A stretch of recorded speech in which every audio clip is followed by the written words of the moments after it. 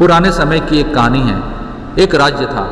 एक दिन गुप्तचरों ने बताया कि पड़ोसी राज्य हम पर हमला करने वाले हैं। गुप्तचरों ने बताया कि खबर एकदम पक्की है।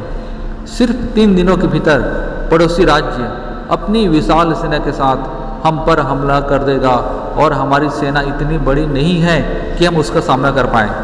राजा बेहद चिंतित हो गया, परेशान हो गया। राजा ने तुरंत सभा बुलाई और सभी लोगों से सलाह मांगी। अब हम लोगों का मरना तय है। अगर किसी व्यक्ति के पास कोई सुझाव है तो बता सकता है। राजा के चतुर मंत्री ने कहा, अब जब जान पर बात आ ही गई है, इसका एकमात्र उपाय है कि हम आज ही इसी वक्त हम पड़ोसी राज्य पर हमला कर दें। राजा बोला, मंत्री जी, हमारी सेना बहुत छोटी है, हम उसका मुकाबला कैसे कर पाएंगे? मंत्री, पड़ोसी राज्य अभी युद्ध के लिए तैयार नहीं है। अभी उस राज्य पर हमला कर दें तो संभल नहीं पाएंगे और हमारे जीतने की कुछ तो संभावना रहेगी। वैसे भी हम पर तो हमला होने ही वाला है। वो इतनी विशाल सेना है, हम यूं ही मरने वाले हैं। वैसे भी हम 3 दिन बाद मरने वाले हैं, तो क्यों ना कुछ करके हम यह कर सकते हैं। राजा को बात बहुत अच्छी लगी। उसने तुरंत अपनी सेना को तैयार होने का आदेश दिया और उस राज्य के नागरिक भी सेना के साथ जुड़ गए और युद्ध के लिए चल दिए। पड़ोसी राज्य जो नज़दीक था, वहाँ पर पहुँचने के लिए एक पुल को पार करना होता था।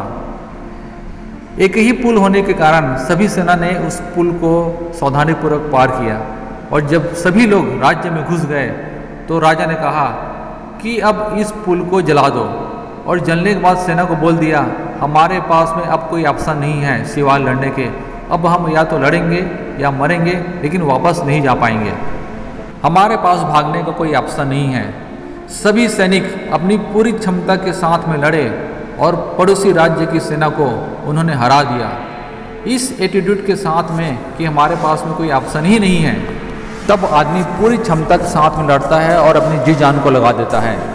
इस कहानी का मैसेज यह है, जब आपके पास में प्लान बी नहीं होता, आपके पास में सिर्फ प्लान ए होता है, तब उसके पूरी होने की संभावना बहुत अधिक होती है। जब आपके पास में एक ही रास्ता रहता है, कोई दूसरा रास्ता नहीं रहता, तो आपकी कामयाबी की संभावना बढ़ जाती है, क्योंकि आपका फोकस एक ही जगह पर रहता है और आपका फोकस चेंज नहीं होता।